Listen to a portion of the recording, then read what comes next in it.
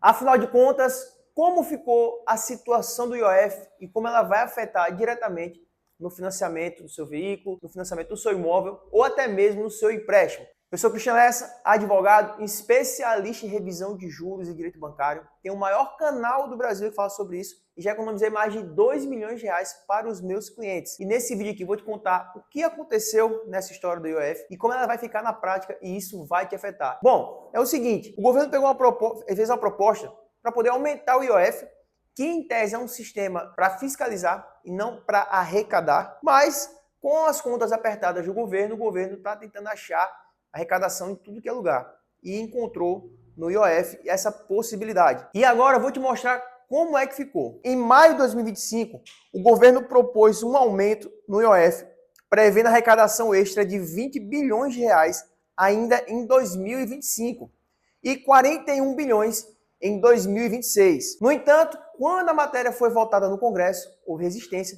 e foi derrubada. A equipe econômica propôs uma redução, certo? A redução proposta chamada arrecadação de 10 bilhões para 2025 e 30 bilhões em 2026. Quando chegou no Congresso, se não pegou muito bem com os congressistas, foi feito um acordo para que esse imposto não fosse tão elevado assim e ficasse na casa dos 10 bilhões para esse ano 2025 e dos 30 bilhões para 2026. Outras medidas também. O governo sugeriu taxar em 5% títulos financeiros isentos de renda, isentos de imposto de renda, como LCI e LCA. Só que enfrentou mais resistência ainda. Porque se você, que já recebe o seu salário e é deduzido imposto de renda, você pega uma parte do seu salário para investir e depois é deduzido de novo o imposto, então assim, aumenta muito o imposto para quem está tentando mudar de vida, tentando fazer um investimento para mudar de vida. Então assim, nessa questão aqui pegou muito mal e foi retirado. Em 25 de junho, o Congresso aprova a anulação do decreto, pois essa medida aqui do governo foi feita através de decreto, que depois precisaria ser aprovado ou reprovado pela Câmara. E aprovou a anulação do decreto presidencial que aumentava o IOF, com maioria ampla na Câmara e votação simbólica também no Senado. Em 30 de junho, o presidente da Câmara, Hugo Mota, defendeu a derrubada do decreto pelos congressistas, criticou a polarização política. Mas a história não acabou por aí. No dia 1º de junho, a Advocacia Geral da União entrou com uma ação no STF para reverter a decisão no Congresso, alegando violação da separação dos poderes. Bom, o que é que a AGU estava alegando? Que essa questão de aumento do IOF seria privativo do Executivo e que a derrubada do Congresso não valeria. E entrou com ação no STF. Coincidentemente, a ação caiu na mão de quem? Do Todo-Poderoso, o nosso rei Alexandre. Tudo cai na mão dele, é impressionante. Ele propôs uma audiência de conciliação, uma inovação até então, inovação jurídica para esse tipo de caso, pois nunca tinha ocorrido uma audiência de conciliação entre legislativo e executivo para poder chegar a um tema. Né? Quando eles têm debate lá, eles fazem debate político, mas uma audiência de conciliação como se fosse duas pessoas se processando e negociando ali para poder encerrar aquela questão, nunca tinha havido nesse sentido. Houve essa audiência sem acordo. Após isso, o que aconteceu? Moraes suspendeu a derrubada do decreto pelo Congresso e manteve o que Lula teria proposto no seu decreto, passando assim o IOF a valer com o seu aumento. Isso vai afetar diretamente nas pessoas que buscam crédito, nas pessoas que fazem remessas de quantias para o exterior e determinadas outras situações, ao qual eu vou deixar um print aqui na tela para que você veja, certo? E ver se no seu dia a dia você vai ser afetado ou não. Mas só um caso aqui, para você ficar ciente, muitas vezes, a gente quando tem algum problema financeiro, a gente recorre a créditos rápidos.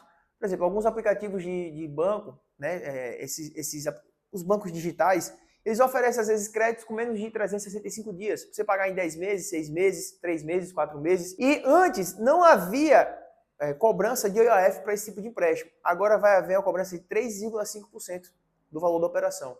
Ou seja, vai encarecer ainda mais o empréstimo e também os juros. Por quê?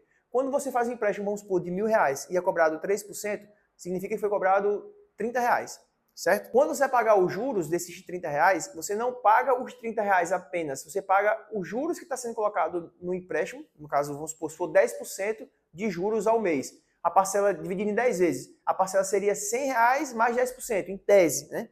sem desconsiderar os juros sobre juros. Mas não vou nem tocar nesse assunto aqui. R$100, 10% de R$100 seria R$10. Então a parcela seria 110, ok? Nesse caso aqui, vai ser cobrado sobre o valor do IOF também. Então, se o empréstimo passou a ser R$1.036, a parcela vai ser R$103, um exemplo. Então, vai ser cobrado 10% em cima de R$103. Então, vai aumentar ainda mais os juros, além do aumento do IOF. Então, por isso que é muito bom você prestar atenção no contrato que você está assinando lá de empréstimo e saber o que está sendo colocado ou não. Nesse caso aqui, vai ser colocado, é lei, não tem o que fazer. Vai encarecer ainda mais o crédito no país. Eu estou dando um exemplo aqui de R$1.000, mas se for R$100.000, colocando 3%, R$3.500 de aumento do empréstimo. Às vezes, mas quem pega um empréstimo de R$100.000 é porque tem dinheiro. Às vezes, para poder pagar uma cirurgia de uma pessoa, de um familiar, alguma coisa do tipo, para salvar a vida de alguém, para salvar um imóvel que foi para leilão, alguma coisa do tipo, que está prestes a ir para leilão. Às vezes é o único dinheiro que a pessoa tem, a pessoa acaba pegando empréstimo, pagando juros altíssimos e ainda por cima tem que pagar o IOF, que é mais caro ainda. Está complicada a situação, mas vamos aguardar e ver no que vai dar. Espero que você tenha entendido e tenha gostado do vídeo. Se você gostou, se inscreve no canal, me segue aqui nas minhas redes sociais.